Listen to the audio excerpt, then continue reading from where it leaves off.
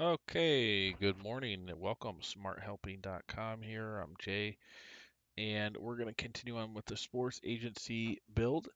Before I get into it further, remember you can check out this model when it's finished will be posted to the industry specific tab on smarthelping.com. In here, it'll probably be $45 one-time fee. And remember, you can buy bundles and get lifetime access to all the templates in here and anything I ever add to it in the future. I've been building spreadsheets for mid 2016 professionally, and it's great. I love it. Remember, you can buy all of the sheets I've ever built here for $9.99. That includes all the templates and all the bundles, and we've got tons of stuff here that's been vetted many hours on days, weeks, months, building these things for clients, and then I've turned a lot of stuff into templates that can be resold based on that knowledge, and it's super valuable. Uh, so let's get started. Let me do a sound check, make sure the sound's working. Check, make sure the sound's working. Sounds good.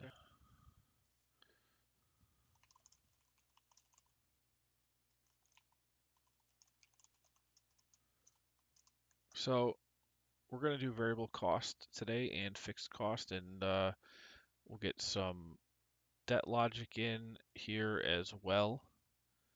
Um, Yesterday we finished doing type 2 and type 3 athletes, getting all the assumptions in, all this logic. This is the most complex part. Now it's just a matter of putting everything together. So right now, if we go here, we have total revenue for the agency. Let me get the formatting. Is just going to be equal to type 3, 2, and 1. Let's update the label here. This is type 3.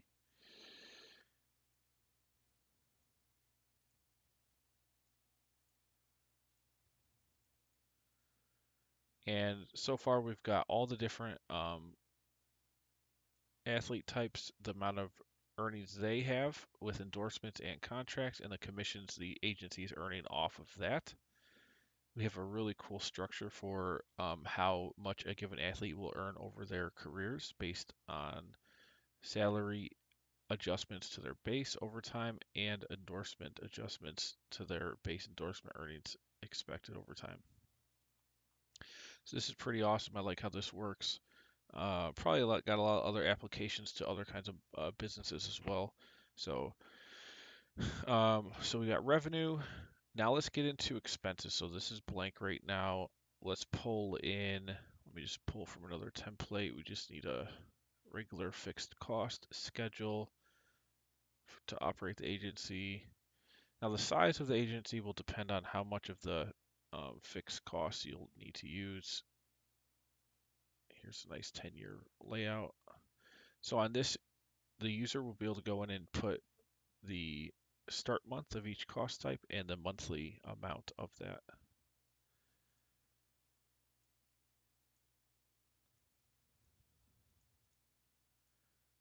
And since I'm not really differentiating between payroll or employee salaries versus like rent or other expenses, so if you do put in employee salaries here, make sure it's the fully loaded amount, meaning payroll tax and benefits included.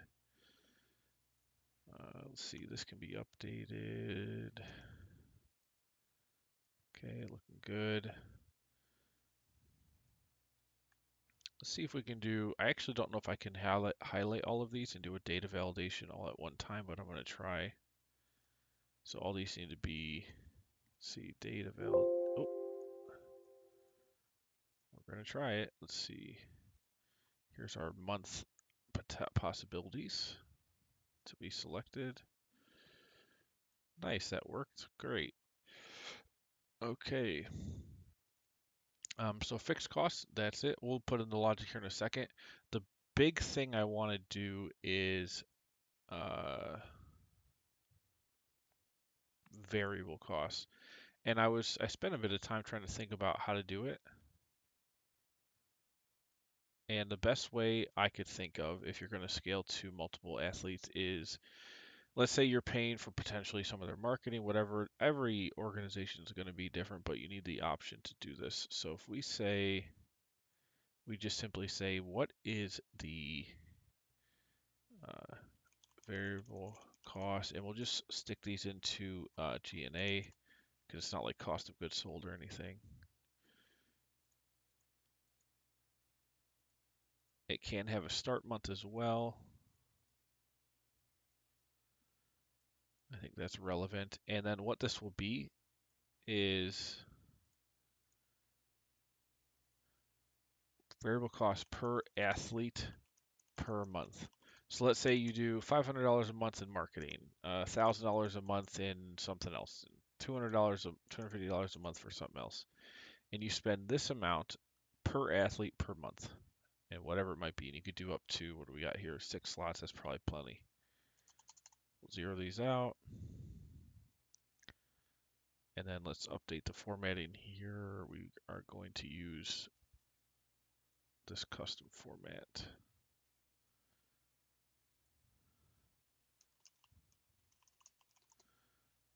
Values in USD.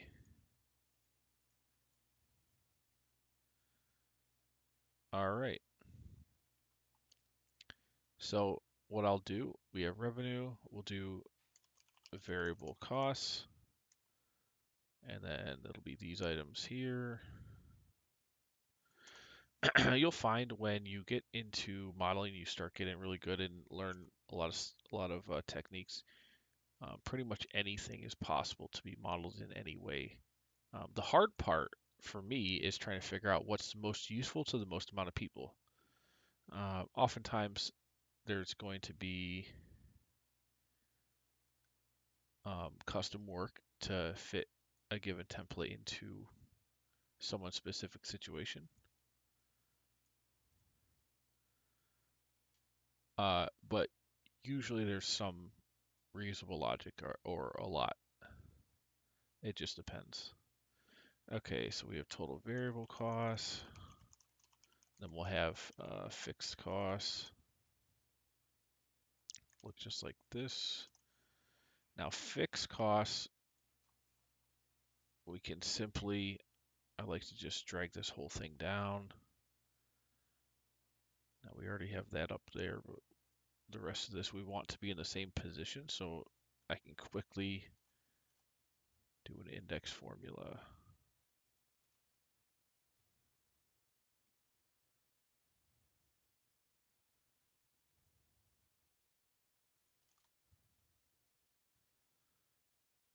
Okay, we can do these first since we're here. So this is simply going to say, first, look if our date is greater than the end month of the entire forecast. If it is, then zero it out. Otherwise, look if E4 is less than the start month here, then zero.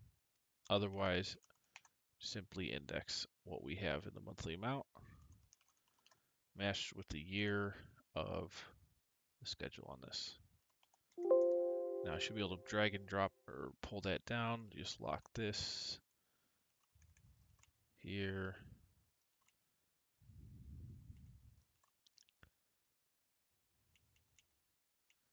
The index can roll down. We'll lock that. Oh, shoot.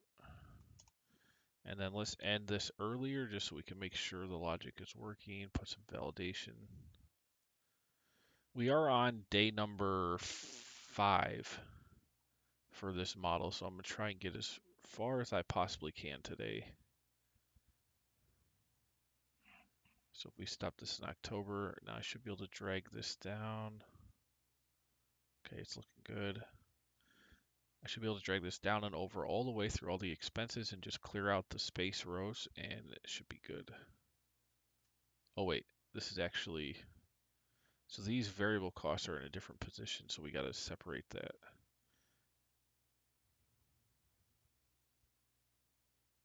So you've got this, and then marketing starts up here in 6.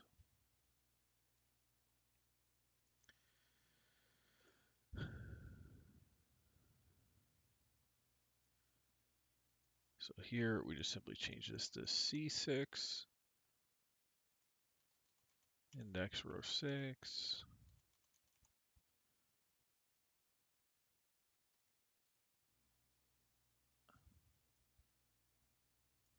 Give this our format.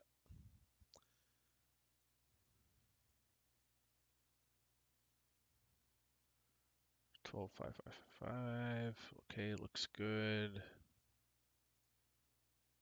All right, now I can drag this all the way down.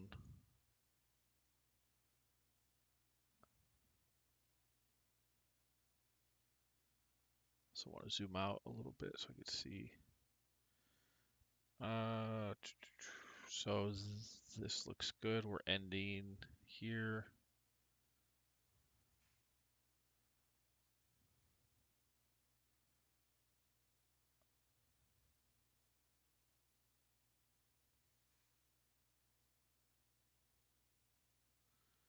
Now a couple things. So this total variable costs.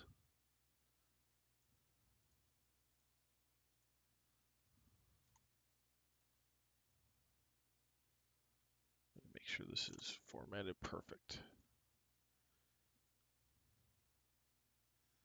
And then we have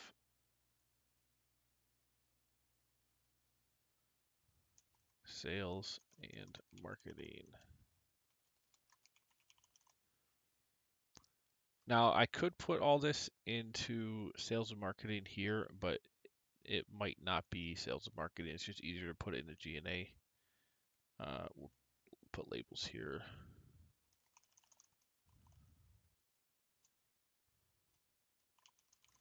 Just put item 1 through 6.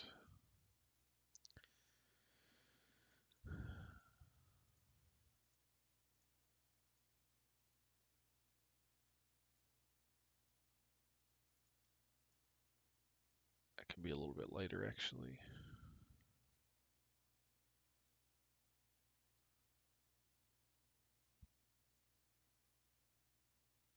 Okay, and we can group these as well. So sales and marketing, general, and administrative.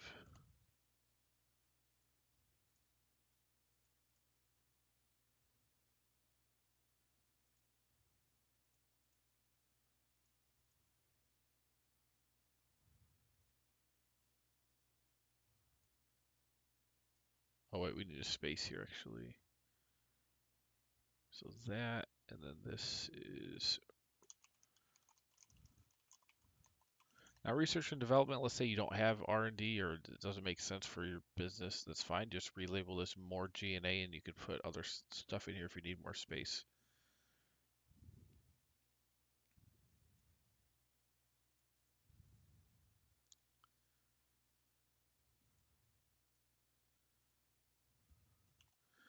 Notice the indent buttons here I'm using right here, and you can see how that works. Like right now that's indented automatically. If I remove the indent, put it to general, it's all the way to the left.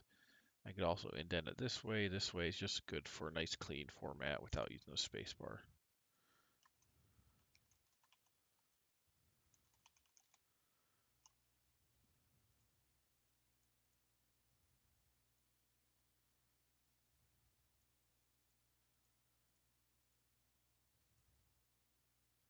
Now these costs we're actually gonna have to do a little bit something else too.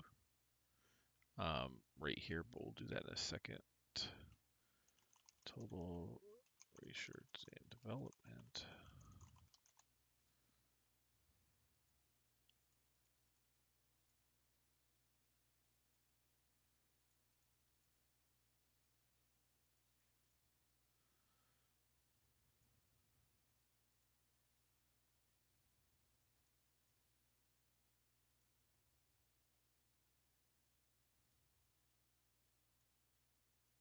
Why is that going all the way over?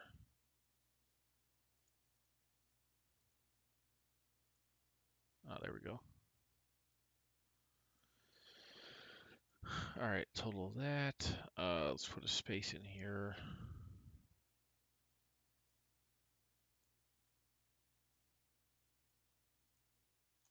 Total general.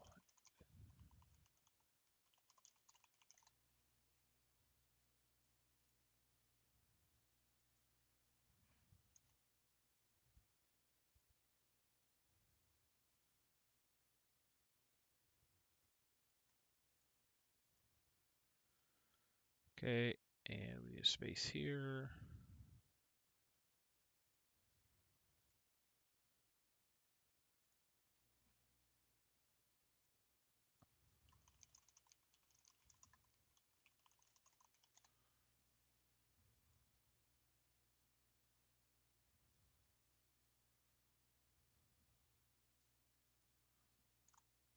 And then let's make sure all our subtotals are correct. So that looks good.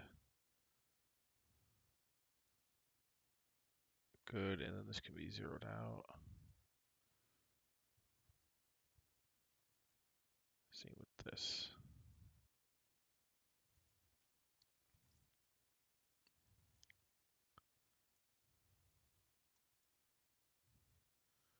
All right, and then now this is a function of total revenue. So what we do is we'll take, where's revenue at? So we'll take that index, which is just a percentage, multiply it by the revenue.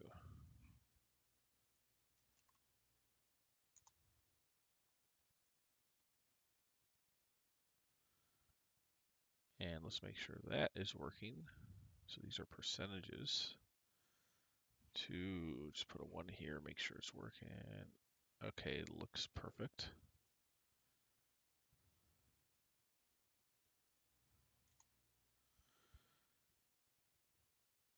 All right, now we can drag all this over.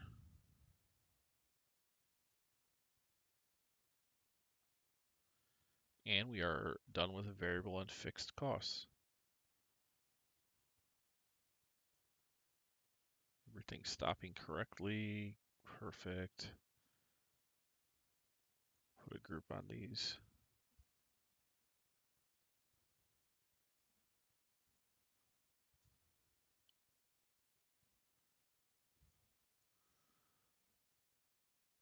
Okay. Oh, don't forget this here.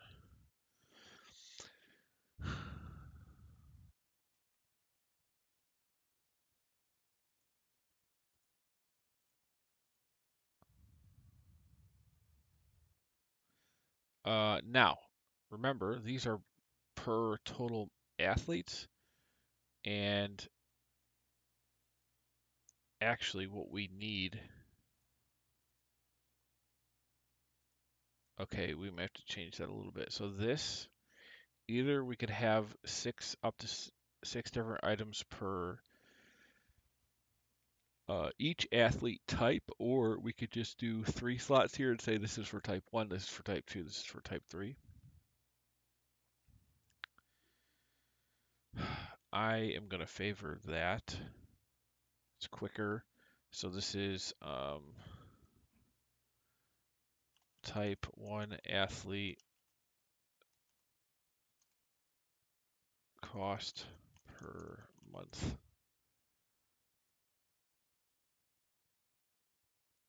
Type 2 and type 3. And now you don't really need to edit this now, so this can be just that. And now what we can do is say on here, we don't need these, delete. And we take this amount, go over to the end, and multiply by the active.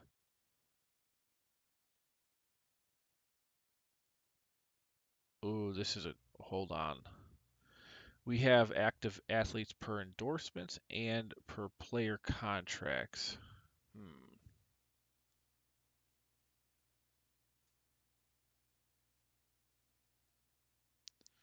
You might spend it differently if you're spending money on just the players with active contracts portion versus what you're spending if they have active endorsements.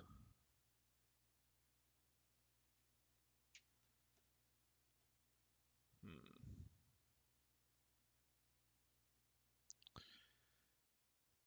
Yep, we're going to have to change this a little bit. So we're going to have two sections.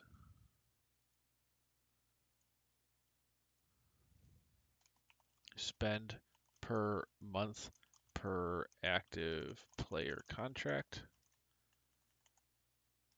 Spend per month per active endorsement.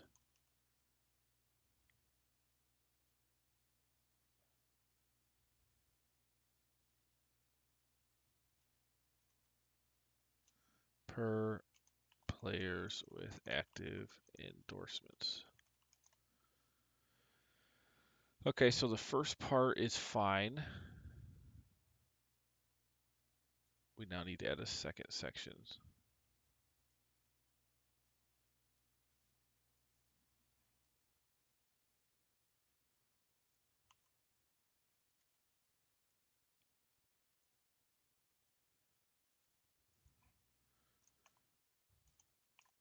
Per active player contracts or endorsements.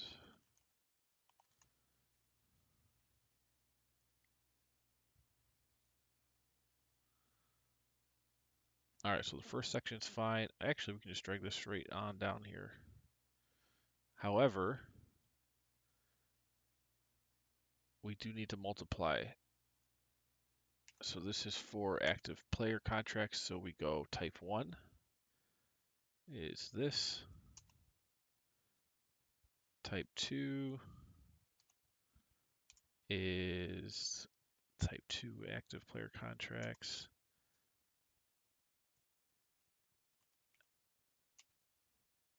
And type 3. Okay, so that's those three. And then here, same thing, but now we do it per active endorsements. Players with active endorsements, which is this one.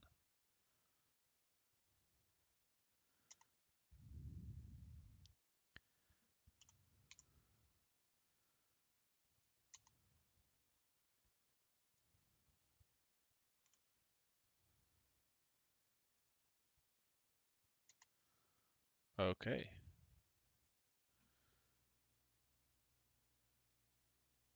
So in this case, active endorsements aren't happening. Well, we have active endorsements here for type 1.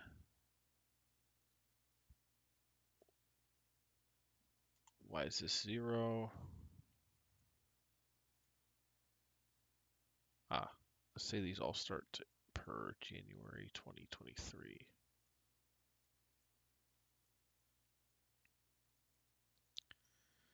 20 through 22. Okay, so 15, 16, 17. No, I think our references are off. So we started at 15, 16, 17 is the top three. I think that's good. 15, 16, 17. The bottom three is 20 through 22, though. So that's 20, 22. So this should start, yeah, as soon as there's active endorsement, there should be numbers there, which there is now. Sum up the whole range. And I believe that's going to give anybody who's trying to model this enough granularity to build something that makes sense. Now, why are these zeroed out? I'm multiplying against a blank row. So this is type 2.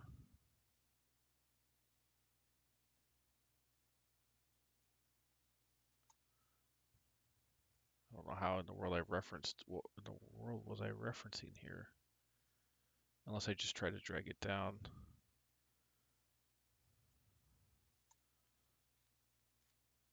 Okay. What is... Let's double check all this. Okay, that's right. That's right. That's right. This is right. Now, why do we... G4 is less than expense C121. Ah, okay, so we're messed up on our index. This should be 20 through 22. How in the world did I 20? Okay, so it's 20. This is 20, 120, 121, and then this is 121 as well, and 122.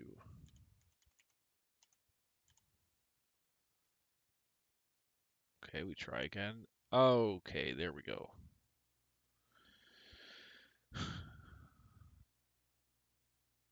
A good thing with modeling is you want to know what you expect to see, and then when you model it, if you don't see what you're expecting, then obviously something is not right.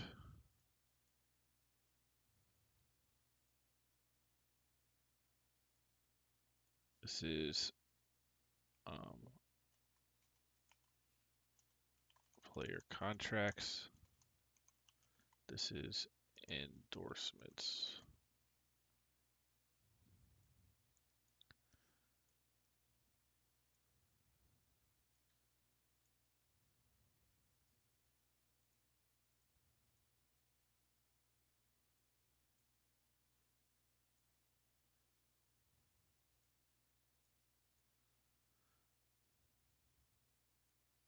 Now, if you have a single spend, let's say an athlete has active player contracts and endorsements, and you just spend X dollars on them per month, um,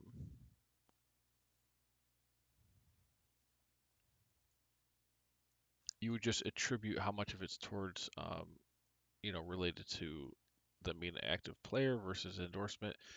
And then if one of their endorsements, you have logic here that says they stop getting endorsements at some point, then they will no longer be an active, have a value there. So if you put a value in the expense row, it'll just multiply by 0.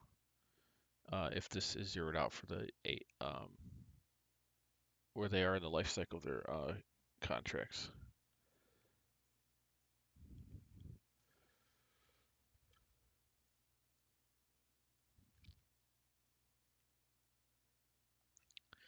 And okay, so that's great. This is just general. Oh wait, let's give these a. Oh wait, these are indented. Let's update spelling. We have some spelling errors on athletes. That's Athletes. Athlete. Active athlete.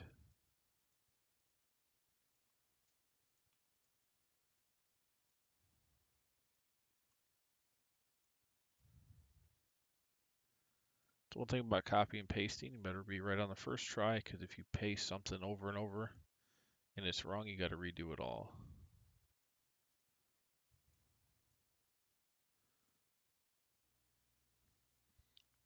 All right, well now we actually drove down to EBITDA, earnings before interest, tax, depreciation, amortization, or essentially it's your net operating income.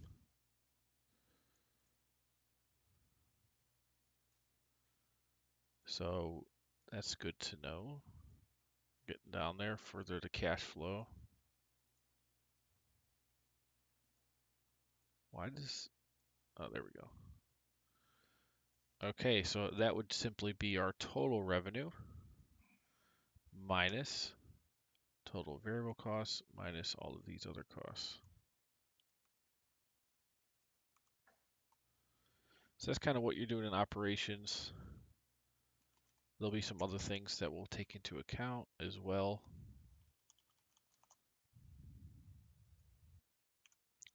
We'll figure out the margin.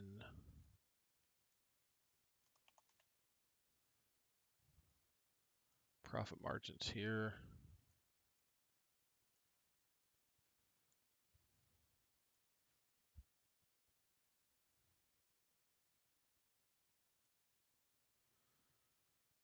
Okay, and then this, I thought we put logic in here to stop. Oh, we must not have. I swear I remember doing that though.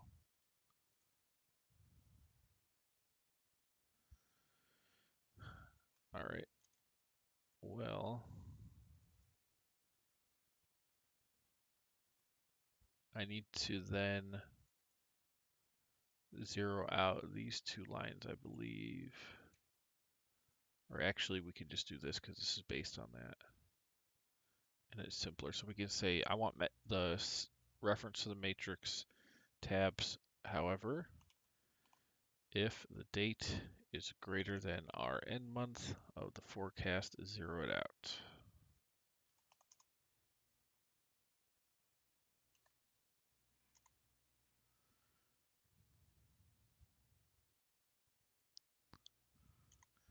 And I'm just choosing to put that around the smaller formula.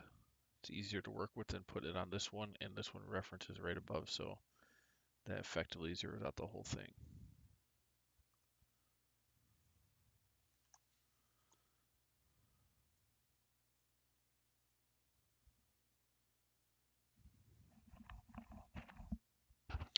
And we will have to do this for all of these.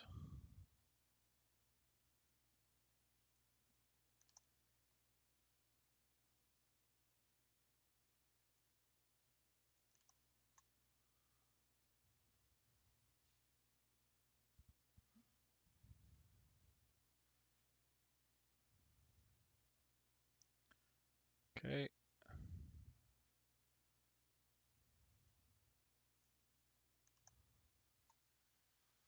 Last one.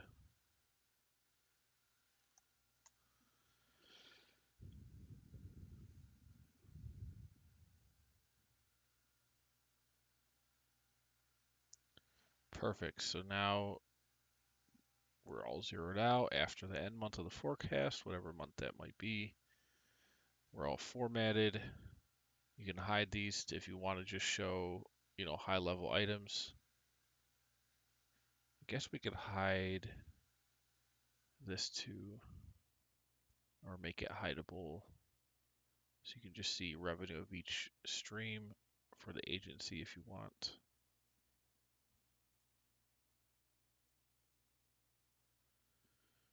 So there you've got revenue, total revenue, costs, operational activity, profit or loss.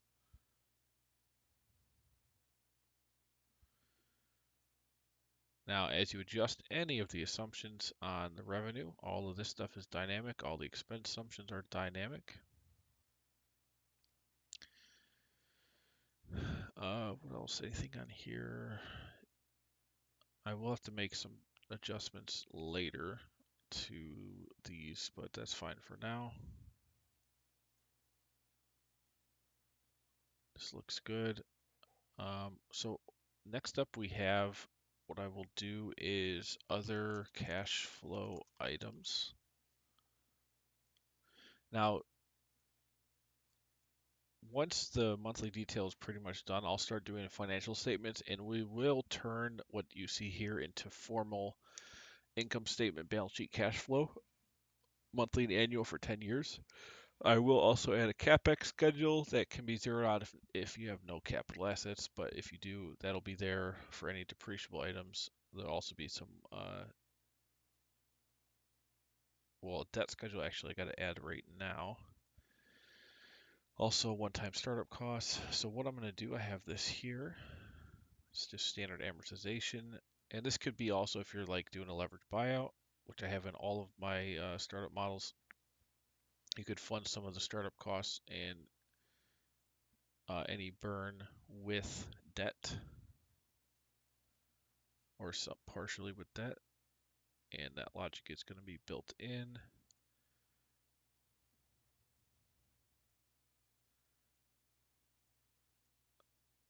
So debt schedule.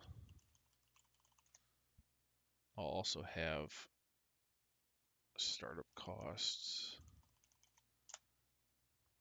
We will have a cap X. I have a space there on purpose.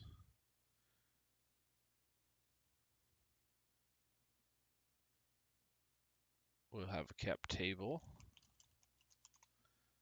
I believe that's everything. Nope, actually no, we need a terminal value tab as well.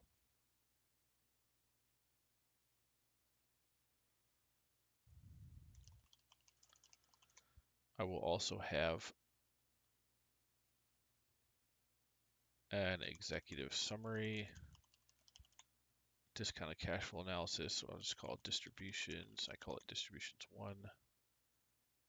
This is going to have a space and a 1 as well for our import of all the statement logic that we're going to do. Okay, we'll do an annual summary too on this once we're done with the monthly. So debt schedule, this is simply a regular amortization, but it will be fully repaid if you enter to yes to include terminal value on the global control tab. So this is cool logic here. So we can say on October, that's the end month, so we're actually getting fully repaid that debt on that date. Now this 100,000 is going to be equal to this amount here, whatever it is.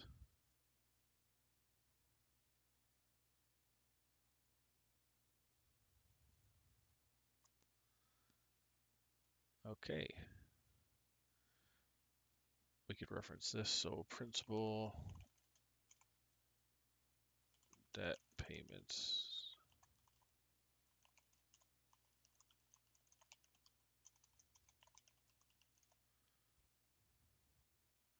We'll also have startup costs. I'll put those at the end. We want, what else is in here? Taxes, startup costs, exit proceeds, capex.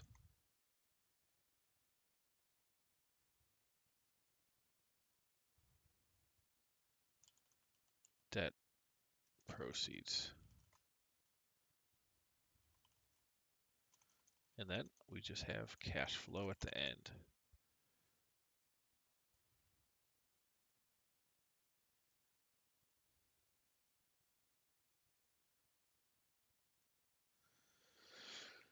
Now, some of this we can do now, some of it we'll have to do with when we do the other statements, but debt proceeds we can do if this date equals this date. Give me the total proceeds. And this all goes into how we figure out what the model outputs for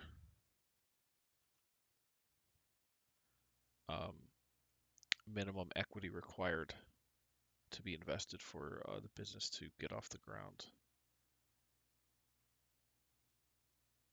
Okay, that looks good. This needs a validation.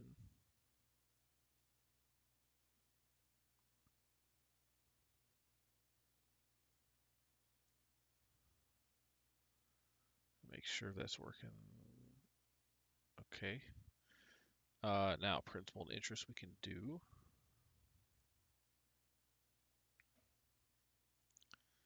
Simply sum ifs. Principal is in D. If date equals date.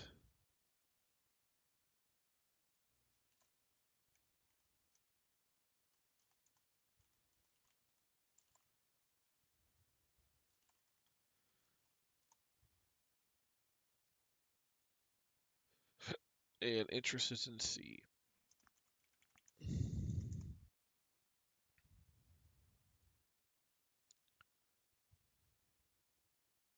We will put these in, so this will be a negative, just so I could sum everything up without having to do pluses and minuses.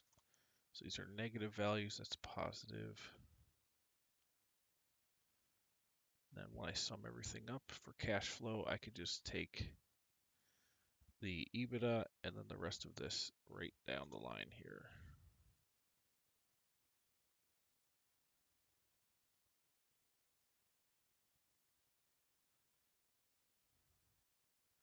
And this is one of the most important parts, the actual cash flow per period that's happening.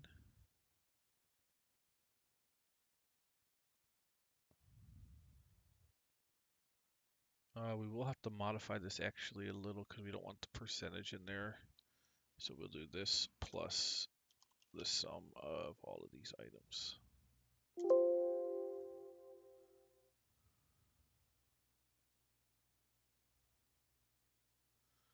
Okay, now I can do a couple things here. I can import the startup costs.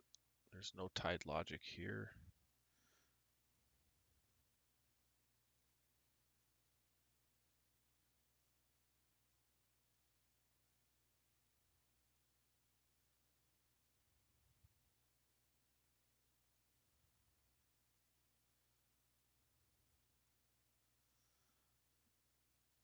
Okay, so we've got that.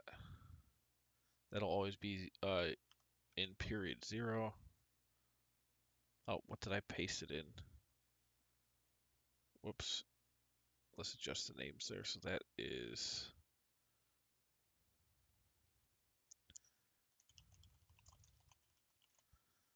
this is going to be terminal value then.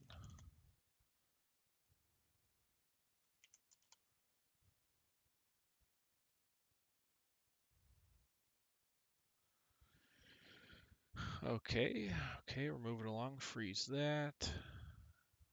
So this is all working great. We'll put this back to the first month of the forecast here. Looking good. Now on more advanced like debt models where you like for real estate, I'll put different options like interest only, um, like construction loans, all that. But for this, it's just a regular, you get some funding at the start and then you have to start paying back a principal and interest.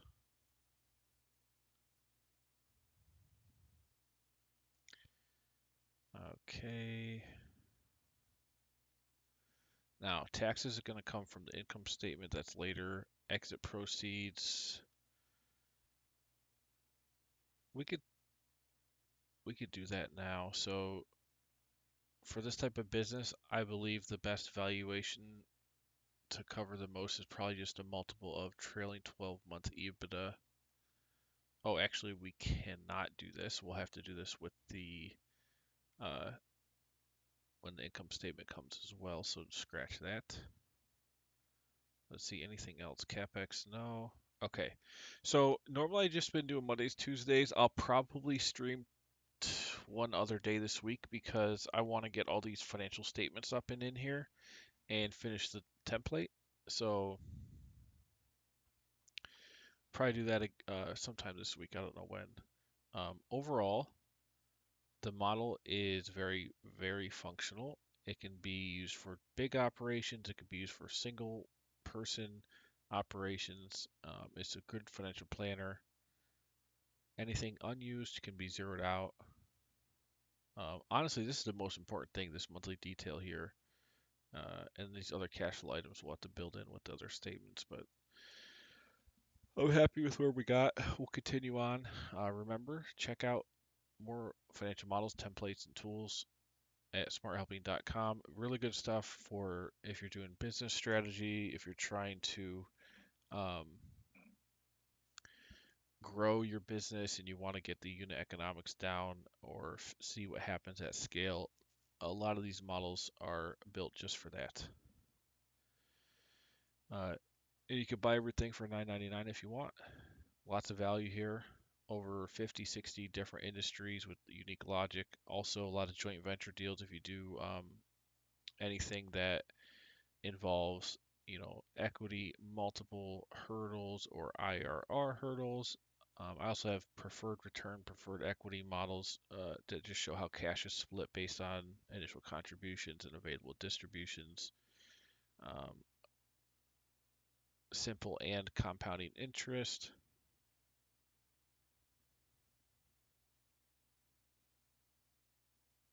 All sorts of stuff. Actually, I need to add that in there because on the joint venture here, yeah, we got this simple interest, multiple hurdles, non-compounding. A lot of people actually do use this. I didn't realize. For real estate, though, usually it's just the IRR hurdle, like this one, but this is used a decent amount. And the logic here, even though it's simple interest with non-compounding, the logic here is not easy to build so that it's dynamic. All right, anyway, that's all I got for you guys today. A good 45 minutes in, and I'll see you another time this week.